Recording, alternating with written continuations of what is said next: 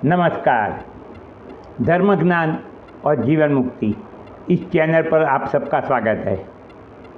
हमने इसके पहले वाले वीडियो में बहुत कम लोगों ने सुना है, फिर भी मैं याद दिला देता हूँ कि देखा कि ये जो जागरूक जगत है वो एक महास्वप्न के समान ही है। और हमने हमारे उपनिषदों में इसकी गहन चर्चा हुई है कि मनुष्य जीवन के जो 24 घंटे हैं दिन के, वो 3 अवस्थाओं में से पसार होता है। वैसे तो 4 अवस्थाएं हैं, मगर मैं अभी आज हम चौथी अवस्था के बारे में बात नहीं करेंगे। मैं सिर्फ आपको नाम बताता हूँ कि जागृत अवस्था, सुषुप्त अवस्था, जागृत अवस्था, स्वप्नावस्था, सुषुप्तावस्था और तुरीयावस्था। तुरीयावस्था के बारे में हम बात नहीं करेंगे क्योंकि वो आत्मज्ञानी की होती है। मगर हम जगत में है, भौतिक जगत में, तो हम ये 3 अनुभवों में से पसार होते हैं। जीवन क्या है? जीवन का नाम ही अनुभवों की श्रृंखला है, अटूट श्रृंखला। अभी मैं जो बोल रहा हूँ वो भी एक अनुभव है, आप सुन रहे हो वो भी एक अनुभव है। और अनुभव जागृत हो, स्वप्न हो या सुषुप्तावस्था हो, एक ही आदमी करता है, कोई अलग अलग आदमी नहीं होते। जैसे कि मैं जो हूँ वही मैं स्वप्न भी देखता हूँ, मैं जो हूँ वही गाढ़ निद्रा में भी जाता हूँ, और जो मैं हूँ गाढ़ निद्रा में वही मैं जागकर वापिस आता हूँ ये भौतिक जागरूक जगत में। तो उपनिषदों में जागृत अवस्था और स्वप्नावस्था को समान समझा है, और उन्होंने लॉजिकली सिद्ध किया हुआ है। ये कोई गपशप की बात नहीं है, तुक्के की बात नहीं है। मैंने ये रिपीट नहीं करूँगा, लॉजिक जो है वो मैंने इसके पहले वाले वीडियो में कि जगत महास्वप्न है, वो वीडियो में दिखाया है। आप अगर आत्मज्ञान के जिज्ञासु हो, इंटरेस्टेड हो, आपको भौतिक जगत के बारे में सब कुछ मालूम है, मगर अपने अंदर रहने वाला आत्म जगत के बारे में कुछ तो है ऐसा जानने की इच्छा हो, तो ये धर्म ज्ञान और जीवन मुक्ति चैनल सब्सक्राइब करके आप सुनिए। मेरी बात एक सुन लो, आप ये वीडियो को स्किप कर दोगे और मेरे से दूर चले जाओगे। आप मेरे से दूर चले जाओगे, मुझे कोई नुकसान नहीं होगा, मगर आपको तो ज़रूर नुकसान होगा, क्योंकि मैं सिर्फ आध्यात्मिक ज्ञान और आत्मा के बारे में चर्चा करता हूँ, और वो भी उपनिषदों का आधार लेके, वेदों का आधार लेके। अगर आप अपने आप को नहीं जानते हो तो आप अपने आप से दूर हो रहे हो। आपके अहंकार की वजह से आप आत्मा से दूर हो रहे हो। और अहंकार क्या है कि आपको भौतिक जगत के बारे में जानने की जितनी जिज्ञासा है उतनी जिज्ञासा आत्मज्ञान, खुद के आत्मा के बारे में। आत्मा मतलब क्या? हम खुद, हमारा वास्तविक स्वरूप वो क्या है वो जानने की जिज्ञासा नहीं है, तो आप अपने आप से दूर हो रहे हो।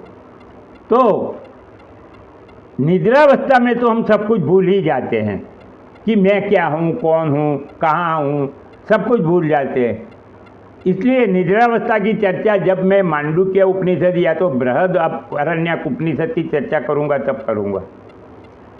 मगर आज हम एक सीरीज जो है कि ये जगत महास्वप्न है, जिसको हम जागृत अवस्था कहते हैं, जो हम 5 इंद्रियों से अनुभव करते हैं, और हमने वे 5 ज्ञानेंद्रियों को इतना महत्व दे दिया है कि हम जागृत अवस्था में 5 इंद्रियां हमें जो अनुभव कराती है उसको हम सच मान लेते हैं।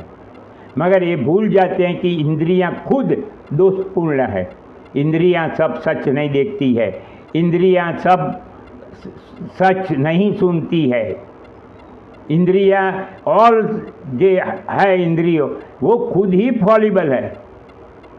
हम इस पर कैसे पूरा भरोसा कर ले कि जो वो दिखाती है वो सच्ची है, या जो वो सुनाती है वो सब सच्ची है? तो निद्रावस्था में तो हम सब भूल गए, हमको ये भी पता नहीं, क्योंकि निद्रावस्था में भी इंद्रियां तो नहीं होती है। स्वप्नावस्था में, जागृत अवस्था में 5 इंद्रियां मन के साथ है, मगर स्वप्नावस्था में 5 इंद्रियां भी मन के पास नहीं होती। जो कोई अनुभव होता है मन खुद ही इंद्रियों की जगह लेकर कर लेता है। जैसे कि हमने गुलाब का खूबसूरत फूल देखा जागृत अवस्था में, तो हमने अपनी जागृत आँखों से देखा। अब स्वप्नावस्था में भी हम अगर ऐसा कोई फूल देखते हैं तो उस वक्त हमारी आंखें बंद होती है और मन खुद ही आंखें बंद कर वो खूबसूरत गुलाब का फूल देखता है, सुनता भी है।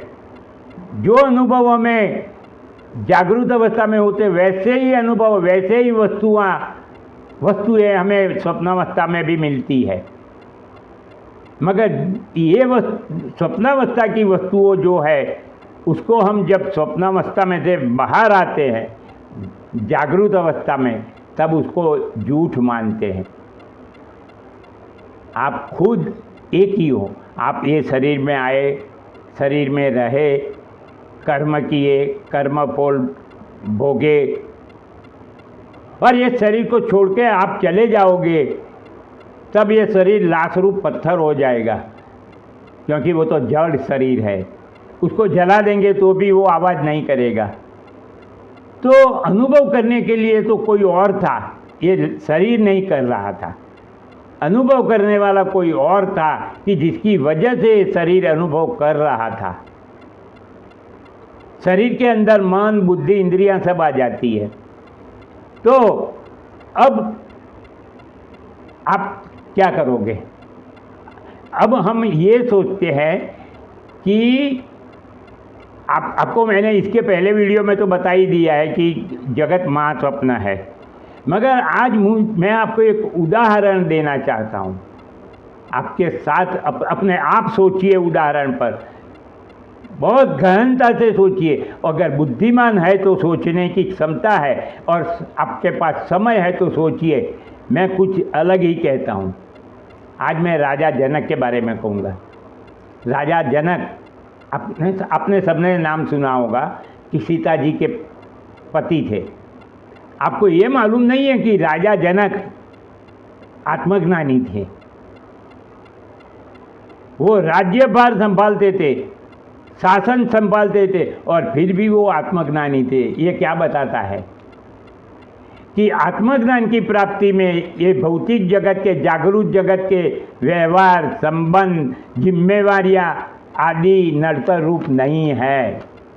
आप चाहो तो प्राप्ति कर सकते हो। तो अब हम राजा जनक का अनुभव सुनते हैं। राजा जनक सो गया था तो उसने एक सपना देखा।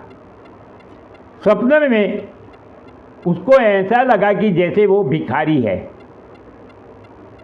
भिखारी के जैसे कपड़े पहने थे, भिखारी की तरह गरीब थे, भूख भी बहुत लगी थी, क्योंकि मन भूख का भी एहसास कर लेता है स्वप्नावस्था में।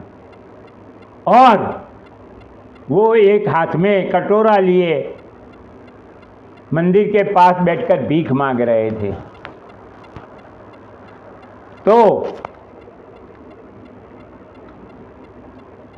ऐसा उन्होंने भिखारी होने का अनुभव किया। मैंने बोला ना कि जीवन तो अनुभवों की श्रृंखला ही है। अब वो जब स्वप्न में से जागकर जागृत अवस्था में आए तो उन्होंने अपने आप को महल में और राजा के पलंग पर देख पाया। उन्होंने सोचा कि मैं तो कभी भिखारी था ही नहीं, मैं तो जीवन भर राजा ही हूँ, तो मुझे भिखारी हूँ ऐसा अनुभव क्यों हुआ? मैं ऐसा भिखारी कैसे बना? आज का मॉडर्न साइंस ये कहता है कि जागृत अवस्था में हमारे मन पर जो इम्प्रेशन पड़ती है वही हम स्वप्न में देखते हैं। मगर वो तो उनके मन पर कभी भिखारी होने का इम्प्रेशन पड़ने का मौका ही नहीं था, क्योंकि वो तो खुद राजा के बेटे थे और अभी भी राजा ही है।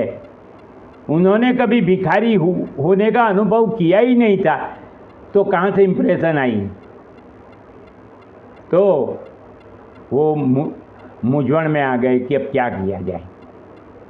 उन्होंने बहुत सोचा, फिर उत्तर नहीं मिला तो उन्होंने राज्य दरबार बुलाया, महापंडितों को बुलाया, ज्ञानी लोगों को बुलाया और प्रश्न करा कि मुझे ऐसा सपना आया, तो मैं भिखारी क्यों बना राजा में से? क्या वजह थी कि मैं भिखारी बना? सब पंडित भी सोचने लगे। जब उन्होंने सोच सोच कर भी बहुत सारे उत्तर दिखाए, मगर एक भी संतोषकारक नहीं था, तो अब राजा जनक ने खुद ने प्रश्न कर दिया कि मैं पहले आपको इंग्लिश में बताऊंगा, बाद में हिंदी करके दिखाता हूं कि whether I am a king and seeing a dream of being beggar and experiencing like beggar, और I am really a beggar and seeing a dream of being king and enjoying the kingship. मैं राजा होके गरीब होने का सपना देखकर वैसा अनुभव करता हूँ, तो मैं या मैं खुद भिखारी हूँ, वास्तव में मैं भिखारी हूँ और राजा होने का सपना देख रहा हूँ। अभी क्या है, मैं राजा हूँ और भिखारी होने का सपना में मैं भिखारी बना, या तो मैं जागृत अवस्था में भिखारी हूँ और राजा अवस्था का सपना देख रहा हूँ। अब प्रश्न ये रहा कि कुछ लोगों ने ऐसे प्रश्न किए कि क्यों राज्य दरबारी जो है, पंडित है, उनको तो आप राजा दिखते हो ना। सही बात है, जब भिखारी था तब उनको देखने वाले सब लोग सपने वाले ही थे, वो अभी नहीं है, वो सपनावस्था दरमियान ही रहे, जागृत अवस्था में दिखने नहीं मिलते हैं। अगर वो राजा होते तो स्वप्न के राज्य दरबारियों ने उनको देखा होगा, मगर आप तो जागृत अवस्था के दरबारी हो, आप कैसे जानोगे स्वप्नावस्था के राजा को या स्वप्नावस्था के भिखारी को? तो प्रश्न अति सुंदर है कि हम एक जागृत अवस्था को हमने ज़्यादा महत्व दे दिया है इंद्रियों की वजह से, इसलिए जागृत अवस्था भी एक महास्वप्न के समान ही है। हम भिखारी है या राजा है हमें पता नहीं है। तो हम कौन है कि जो राजा का सपना देखता है, भिखारी का सपना देखता है? कौन है? कोई एक ही पुरुष है कि जो जागृत अवस्था में देखता है और स्वप्नावस्था में भी देखता है, और गाढ़ निद्रा में, मतलब कि सुषुप्त अवस्था में तो सब कुछ भूल भी जाता है कि मैं राजा हूँ कि भिखारी हूँ। वो कौन है? वो मैं हूँ। ये चारों अवस्थाओं में घूमने वाला मैं आत्मा हूँ। चौथी अवस्था तुर्यावस्था है, जो आत्मज्ञानी की कहा जाता है। मांडुक्य उपनिषद में ये चारों अवस्थाओं का अच्छी तरह से विवरण दिया हुआ है। अगर आपको जिज्ञासा हो, रस हो, तो आप मुझे कमेंट बॉक्स में लिख के भेजेंगे तो मैं आपको मांडुक्य उपनिषद भी कहूँगा। मांडुक्य उपनिषद की महत्ता आपको बता देता हूँ कि वैसे तो 220 से ज़्यादा उपनिषद अवेलेबल है, उसमें से महागुरु और ज्ञानी लोगों ने 10 मेजर उपनिषद कहे हैं कि जिसके अंदर बाकी के उपनिषदों का सार आ जाता है। मांडुक्य उपनिषद के बारे में भगवान राम जी ने कहा था लक्ष्मण जी को कि मांडुक्यम केवलम एकम मुमुक्षणानाम विमुक्तये। मुमुक्षु मतलब कि जिसको आत्मज्ञान की तीव्र जिज्ञासा है और इच्छा है, उसको मोक्ष दिलाने के लिए अकेला मांडुक्य उपनिषद ही काफ़ी है। तो हम अगले वीडियो में अब मिलेंगे। अगले वीडियो में हम किसके बारे में बात करेंगे? त्वमेव माता च पिता त्वमेव, उसके बारे में बात करेंगे। तो अगले वीडियो में मिले, तब तक नमस्कार।